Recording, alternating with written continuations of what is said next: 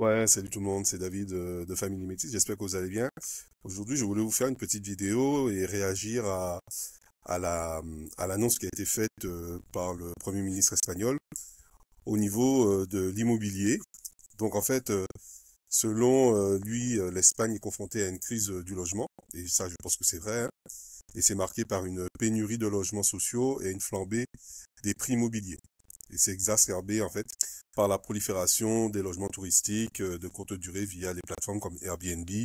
Et donc pour remédier à cette situation, le gouvernement espagnol a récemment annoncé, donc je crois que c'était hier, une série de mesures visant à réguler en fait le marché immobilier et à protéger plus les locaux.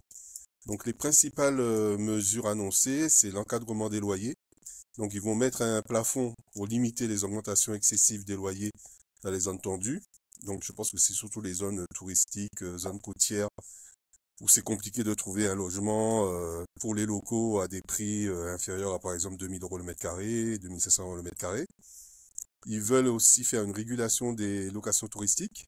Donc ça va être un renforcement des contrôles et des restrictions sur les locations de courte durée afin de réduire leur impact sur le marché locatif traditionnel. Et ils veulent faire aussi une augmentation des logements sociaux. Donc ça, c'est un truc qui m'avait un peu choqué. Quand j'avais regardé les chiffres avant d'investir, eh ben, il y a quelques années de ça, presque avant le Covid, ils construisaient jusqu'à 600 000 logements sociaux à l'année. Et là, j'ai vu qu'ils étaient même pas à 90 000. Donc, apparemment, ils vont faire un investissement accru dans la construction de logements abordables pour répondre à la demande croissante. Et en fait, toutes ces initiatives, ça vise en fait à rétablir l'équilibre sur le marché immobilier espagnol en garantissant l'accès à des logements abordables pour les citoyens et en limitant en fait les effets négatifs ou néfastes du tourisme de masse sur les communautés locales. Donc, face à ces évolutions du marché immobilier en Espagne, je pense qu'il est essentiel de repenser sa stratégie d'investissement, c'est-à-dire penser qu'on va venir juste faire acheter un appartement pour faire du Airbnb, etc., etc. Je pense que ça va être limité ou sinon il faudra monter en gamme.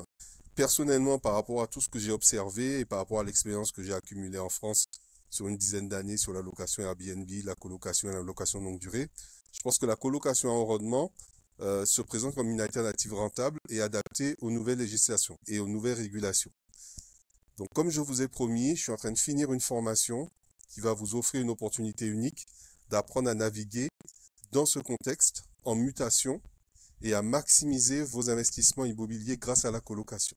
Mais en fait, c'est vraiment une façon de louer qui va en fait vous retirer pas mal de charges sur vos épaules, qui va vous permettre d'optimiser au maximum vos rendements et qui vont vous permettre de gagner un maximum de cash flow. Donc voilà, dans cette formation, on va bien sûr analyser le marché, on va comprendre les tendances actuelles et anticiper les évolutions futures, et surtout, on va développer une stratégie d'investissement dans la colocation qui va permettre de récupérer, de se créer et d'identifier les meilleures opportunités et optimiser la rentabilité.